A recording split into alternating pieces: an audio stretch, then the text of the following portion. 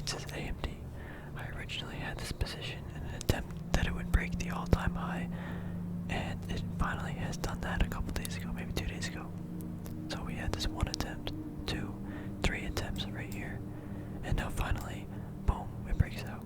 This trade is not completed yet. I have not exited it yet. However, I want to walk through my processes and my thoughts as of right now, as I guess thing that I can view upon in the past, to see if my decisions was right in my thought process, but also just to talk about it and see what you guys think.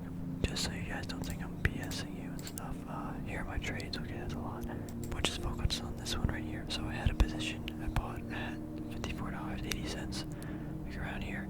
It was shot up. Oh, big move. That was great. And then it got smacked down. Then I realized it held above this trend line that I drew. So I added a little more to my position. And then so buying wigs, buying up. Then it finally shot up and then shot up again. Yesterday. Yeah, yesterday. This is today. So yesterday, they also released news about some microchip or something they put out. To be honest, it doesn't really matter to me. They just bumped the news out to overhype the stock, to get it to push it to all-time high. Pretty genius, in my opinion. So then today, I noticed it got slapped down, and it was holding this is the all-time high, the previous all-time high. So I decided to add to my position. Not very small. This is like 80% of the position. So I bought there because I felt confident it would hold. Let's take those off. Now look what happened after hours. Here was at the support where it closed, and then boom, it shoots up all the way up to 64, which was my this is like picture perfect. Like this is probably my best swing trade in a while. I know I feel like I say that every video, but guys, I've been on a roll, and I need to, I guess, not take a step back, but I need to just make sure that I don't be too confident and I lose money and make stupid decisions, because I've been killing it, in my opinion. Not just trying to stay humble, but also, patting myself on the back when things go well. But this exact price I pointed out was on a 2 standard deviation on a 6-month half-year time frame. This was at a 1 or 2 standard deviation zone. So that was the first price target. I then went back to a 1-year time frame, and this is my next price target is $68.50 about. So that's my plan. Hopefully it'll get there. I think I'm gonna take some profits when the market opens tomorrow, because I'm up. I think average price is 55.17, so about 55 right here. I messed up. So we're about like 17% up. That's a monster move, and it's a pretty good position size for me. So it broke all-time high. Good news. The pressure was obviously building here and everything, but tech stocks are getting money, something to. Also, earnings are coming up. So Intel, we'll go to Intel real quick. Intel got smoked on earnings. Like, look at this. Absolutely decimated. And one thing that I guess they mentioned is that they're lagging behind AMD, and that's what drove AMD to shoot up after post-market today. That's a little lucky on my part. Like, I wasn't anticipating that. My move was it was just gonna break all-time high and probably go to a standard deviation zone. That was my play.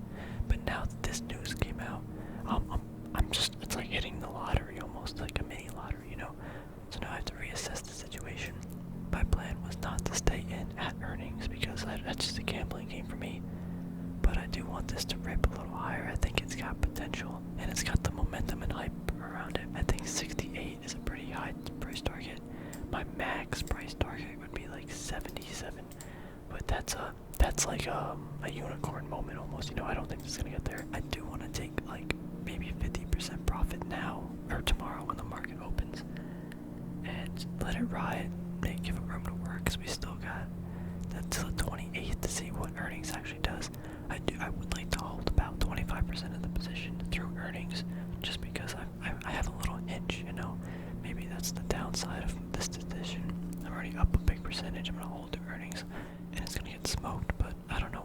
We'll see what happens. But I think as long as I lock in a majority of the profit now or tomorrow, then I take a lot of risk off the table, and I have this very low price in the 54 range where I got room to work with and reassess situations after earnings. But yeah, this has been a great trade so far.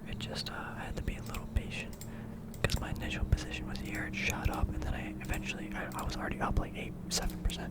That's a great trade right there, but that wasn't why I was in the trade. I wanted to give it room to work, and we saw these buying wicks. We had this trend line. I don't even remember what this is from. This is from a very high time frame. I drew this connecting just as many dots as I possibly could. This seemed to be like a fair value kind of like line. You know, look at all this price movement in between this.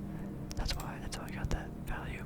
And yeah, just gave it some room to work. So this right now is a lot of volume too. Big move, push up. That's great. That's what you want to see. Confirming the move. This volume, that's still a lot today. They got slapped down, and that was concerning me. Before I made my decision to add to the position, I just decided that, you know what, if it holds here, it's gonna probably move up because it already looked like it was holding, right? And I went down to a lower time frame.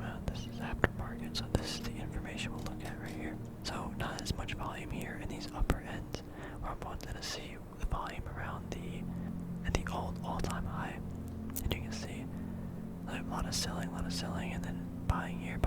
The volume isn't too strong actually now that I look at it. But I noticed that it was holding at this for 2 hours, 3 hours about. Yeah, so where exactly did I buy it? I bought it at like 3:20, so I already had about 2.5 hours of it holding the support. So that's what gave me some more confidence that, you know what, maybe this is a good support zone. I was going to initially wait until the next day to see what if it was gonna fade out a little bit, consolidate at the price. But again, something was like, no, just do it. Quit being a little baby. I keep thinking about my decisions too much, and I don't take action. And if I thought about it, I would not have gotten this extra move, this gift that I've been given. Like this is literally a gift. But I had to my position that's already up X percentage, and then it rips higher right after post market due to Intel's earnings mistakes. Like, I don't know, bro. It's things are going crazy right now. I just gotta make sure I stay on course and I don't overtrade. I've actually not been taking many trades. I think the last 5 trades I've had are all winners. The last bad trade I had was I think Delta a couple weeks ago.